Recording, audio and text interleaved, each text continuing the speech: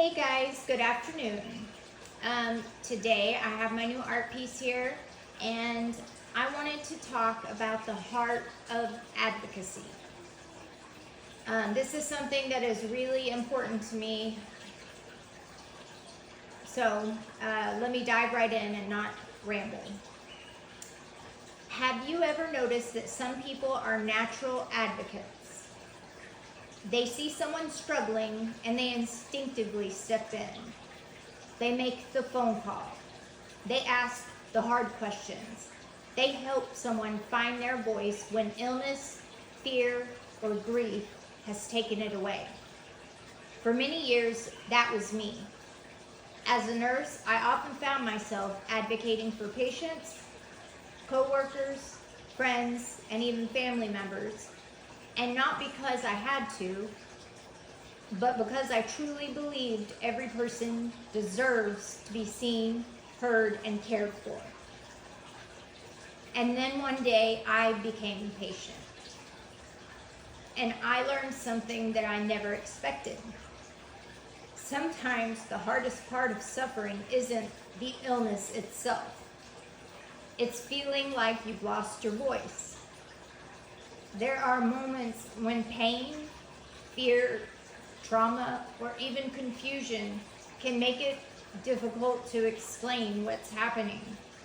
Sometimes all you need is one person willing to stand beside you and say, "Let me help you tell your story."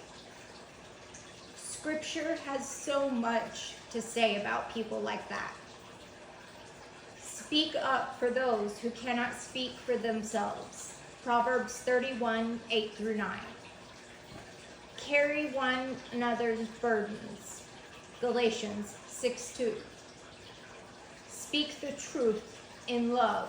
Ephesians 4, 15. Be quick to listen and slow to speak. James 1, 19. Jesus also taught us to go directly to one another when a conflict arises instead of assuming the worst or allowing that misunderstanding to grow. Biblical advocacy isn't about taking sides. It's about standing on the side of truth. Sometimes advocacy means speaking. Sometimes it means listening. Sometimes it simply means refusing to let someone suffer alone. And when others choose silence instead of compassion, or their own assumptions instead of understanding, the burden carried by the hurting person often becomes even heavier. The beautiful thing is that this is exactly what Jesus has done for us. He didn't remain distant from our suffering. He entered it. He stands with us. He intercedes for us. He is our advocate. If we bear his name, perhaps we are called to reflect his heart by becoming advocates for one another. And not because we have all the answers, but because no one should have to carry their burdens alone. This isn't a picture of someone being rescued. It's a picture of someone being accompanied. That's exactly what advocacy is.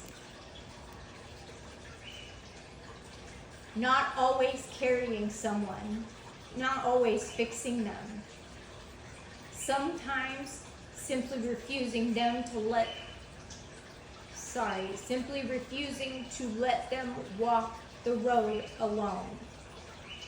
I think that's exactly what Jesus does for us.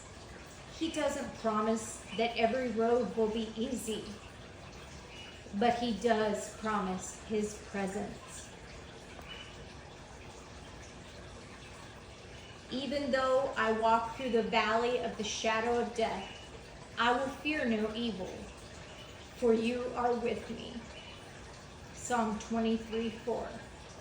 The greatest advocate the world has ever known didn't simply speak for us. He walked among us. He suffered with us, and he died for us. He never leaves those who belong to him. So maybe the question isn't, can I fix someone's pain? Or can I fix their problems? Maybe today God is asking each of us the same question. Who in your life needs someone to help them find their voice? Maybe the better question is, will I walk with them through it? God is in the details. Thank you for listening.